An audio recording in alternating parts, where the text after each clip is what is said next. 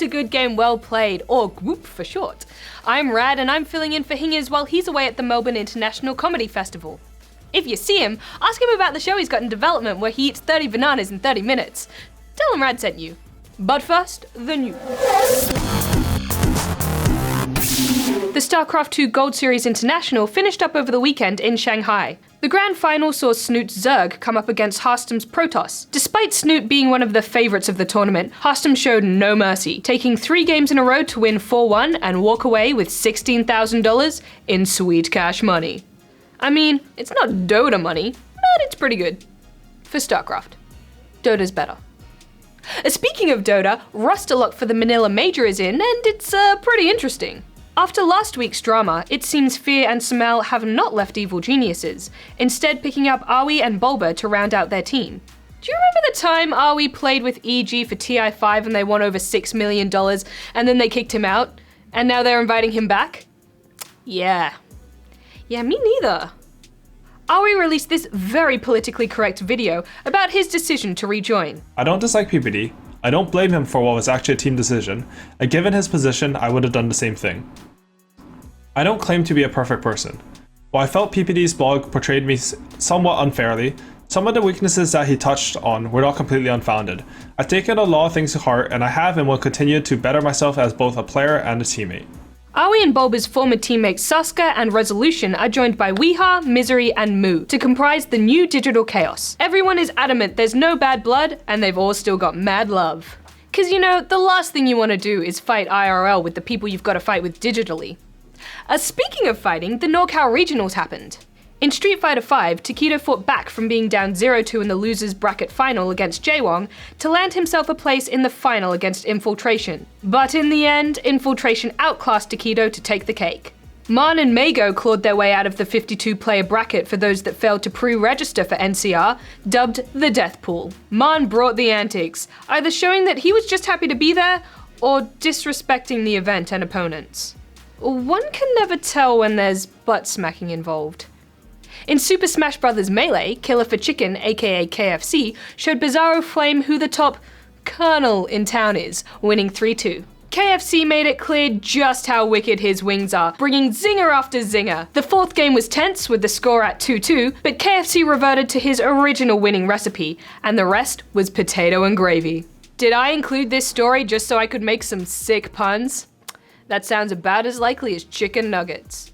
Speaking of unlikely, a pro team just won a game of Counter-Strike using nothing but Zeus tasers.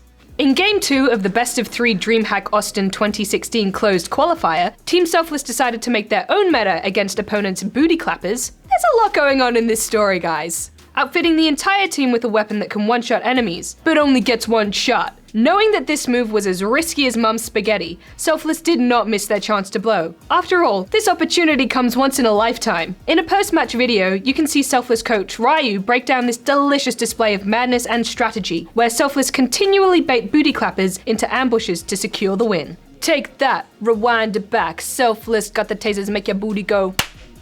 Speaking of booties, Blizzard's as-yet unreleased FPS Overwatch has come into the spotlight for allegedly over-sexualizing a female character. Long-legged lady character Tracer was given an over-the-shoulder victory pose, which Battle.net forum user Phipps called out as uncharacteristically turning the spunky pew-pew artist into another bland female sex symbol. They go on to say, if you want to play games as a woman who kicks butt in high heels, awesome. The problem for me is when all the female options become that trope. Overwatch game director Jeff Kaplan responded in the thread saying, "We'll replace the pose. We want everyone to feel strong and heroic in our community. The last thing we want to do is make someone feel uncomfortable, underappreciated, or misrepresented." Well, isn't this just a minefield of controversy that any non-confrontational person wouldn't want to touch with a 10-foot pole?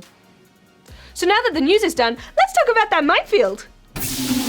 The internet has been blowing up more than Lady Gaga's phone when she in the club about the addition and subsequent removal of a butt-centric pose for one of the female characters in Overwatch. Responses have ranged from telling others that if they don't like it, they shouldn't consume any media at all, which is an incredibly arrogant way of saying content should only cater to me because it already does, to trying to debunk the pose's validity by hypothesizing the ridiculousness of a male in the same position, which doesn't work because sexualizing males isn't the answer to an over-sexualization of females. And whilst this is a huge, many-headed beast, I'm gonna try and break it down and see what we can learn from it. Because this is big news in our world. This wonderful world of esports.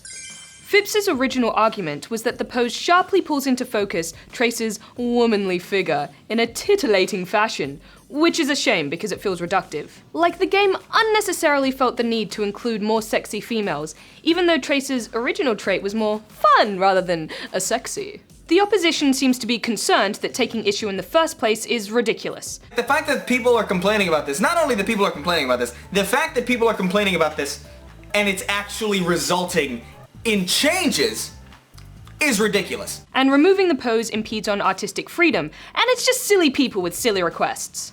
But that's a quick and increasingly blind downward spiral. I mean, when you literally start saying that the pose shouldn't be changed because otherwise no games will be made, I'ma say you're making a lot of jumps down the old cause and effect ladder to try and prove a point, and you missed the sign that said turn back to stay in reality. So, if we can stay off all hype bandwagons for a moment, why does this even matter? Overwatch has, from inception, been celebrated for its pretty fantastic representation of diversity through its heroes. You've got a whole array of races, genders, robots, and monkeys. You've even got a robot with some David Bowie a la Labyrinth level balls going on. You can tell they've put in thought and care in making heroes that a wide array of people can identify with. Heroes that are fun, over-the-top versions of something you might see in yourself. In fact, Zara was modeled after an actual Blizzard employee. So out of the gate, Blizzard have said, we want this game to represent its players, real people, positively. So then when you take someone whose main characteristic is their bubbly zippiness and put them in a picture where their main characteristic is dat ass, it's a little jarring. And I think that's the point Phipps tries to make. I mean, fair enough, it is a bit weird. Butts in general are kind of weird. But for the most part, butts are a pretty common thing. You know, as they say, butts happen. But what about the fact that Trace's other costumes don't highlight the rear quite as much? Well, her default uniform is the jumpsuit pictured, and regardless of how Blizzard intended the pose, how people receive it is just as important. It's kinda like how My Little Pony was originally intended for preteen girls, but then accidentally found itself beloved by adult men. But that's a whole nother thing. But I hear you say, I like big butts and I cannot lie. You're allowed to like things, and lying is wrong anyway. As I never say, derriere, more like derriere. But that doesn't mean we can or should have butts everywhere. But some people really like their own butt and they want the world to know of their bootyliciousness. But that's their choice to make. Tracer doesn't get a choice. All she gets is what's given to her. So we have to choose what a human like her would do. Is it butt? Is it no butt? I honestly don't know, though it is a worthwhile thing to examine. And I don't want to throw the proverbial baby out with the bathwater. I mean, maybe it is a bit over the top to care about the inclusion of this pose. But I would argue that this issue has reached such heights because of the reaction to the original statement. Rather than discuss it as someone's feedback on the game, it's been proliferated as an enormous joke. People are somehow offended it was even brought up. It just reduces Winston to another bland animal sex symbol. Look at him.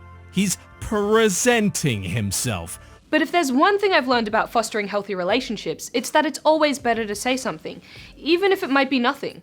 So it's a good thing that Phipps put their hand up and said, this bothered me. And it's a shame that the community reaction was, it shouldn't.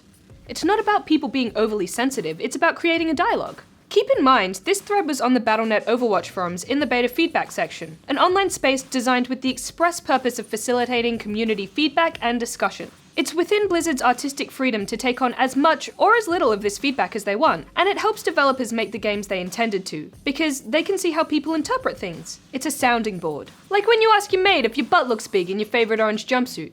It's an opportunity to externally affirm a decision that's all but been made internally. Now I know what you're thinking. Rad, you just got here. You were kind of fun, but now you're sitting there on your feminazi throne telling us off with your social justice warrior scepter. Well, guess what, buddy? This conversation needs to be had, over and over again if it must, and I want you to feel informed and empowered by it. Every last one of yous. Esports is a very forward-facing part of the gaming world. Broadcasts are increasingly mainstream, and competition is something everyone can enjoy, whether they themselves play the game or not. More people watching means better coverage, games being played at a higher skill level, and bigger prize pools. If we can't show that we can have a respectful conversation, that will be the reason why we can't have nice things. Not because we sometimes seek to take out quote-unquote offensive material, but because we get all butthurt, pun intended, when it's even discussed. As Rastamouse would say, why you gotta go and turn a good thing bad? That's all for this week. If there's a game or event you'd like covered, you can tweet it to me at @TongHaradYo or leave it in the comments below. 10 points to Hufflebutt for the first person that gives me a count of how many times I said butt in this episode. Shout out to everyone who commented last week and made rad puns. Special mention to Mythology2467 for testing my reply time. I believe it was 24 seconds. And Retreat for starting Dota 2. Say goodbye to the person you were.